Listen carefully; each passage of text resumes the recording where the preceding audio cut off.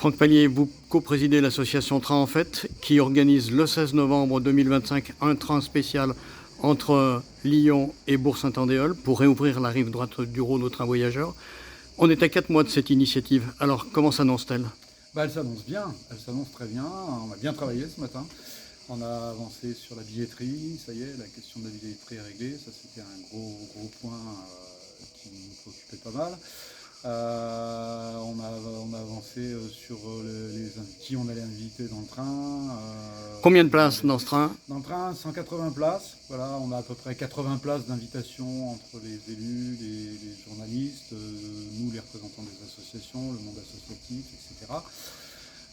Donc une centaine pour la population. Une centaine pour la population, voilà. Donc l'idée, c'est que quand on saura exactement le nombre de gares qu'il y a et où il y a des gares, on proposera un quota de places que chaque commune attribuera dans la manière dont elle aura envie à ses habitants, par tirage au sort, en essayant que ce soit le plus démocratique possible. Début septembre, on en saura plus justement sur ce tracé, les arrêts entre Lyon et Bourg-Saint-Andéol. On espère, oui, parce que c'est un petit peu long à se mettre en place, les rencontres avec la SNCF, mais normalement c'est prévu que, début, ou je pense plutôt mi-septembre, on devrait savoir définitivement si le train va vraiment pouvoir circuler et où il va pouvoir s'arrêter. Bon, la SNCF, par le biais de l'association AP 2800 avec laquelle vous travaillez, mais aussi directement par les responsables régionaux, sont au courant de ce train en fait. Bien sûr, oui, ils ont été informés par nous déjà.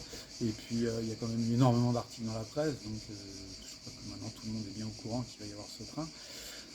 Voilà, a priori, l'écho qu'on a de l'association AP 2800 qui a rencontré la SNCF, c'est que l'écho était plutôt favorable. On a monté un dossier de manière très sérieuse, très étayée, avec beaucoup de renseignements sur la sécurité. Donc ça, a priori, ça a été apprécié par la SNCF. Maintenant, à ce jour, officiellement, on ne sait pas qu'est-ce qui va se passer. Aujourd'hui, vous aviez invité le maire de Saint-Péray pour lui présenter l'opération. Quelle est un petit peu son approche? Comment vous l'avez senti? Alors, déjà, on est content d'avoir pu le rencontrer parce que c'est la seule commune gare pressentie qui, a priori, ne devrait pas poser de problème puisque avec le taille, c'est les communes où les trains s'arrêtent quand il y a des travaux. On est donc déjà très content d'avoir pu rencontrer le maire plus 2 adjoints. Voilà, il nous a bien écoutés, il a entendu les arguments qu'on a amenés et ils vont nous donner une réponse, on espère, d'ici la fin de l'été, et pour la commune de Saint-Péray et pour la communauté de communes Rhône-Crussol. Prochaine rencontre, c'est le 4 septembre, oui. À la fois de votre comité de pilotage de l'opération, mais aussi avec les élus ardéchois oppousins. Qu'est-ce que vous attendez de cette rencontre du 4 septembre? On attend d'avancer un peu plus concrètement. C'est des lieux d'échange qu'on a mis en place avec les élus ardéchois et qui fonctionnent vraiment très bien. Ce qui permet de nous donner des éléments sur l'avancée des rencontres avec la SNCF, comment nous on voit les choses. Donc la prochaine fois, on va les informer de ce qu'on a décidé sur la billetterie, par exemple.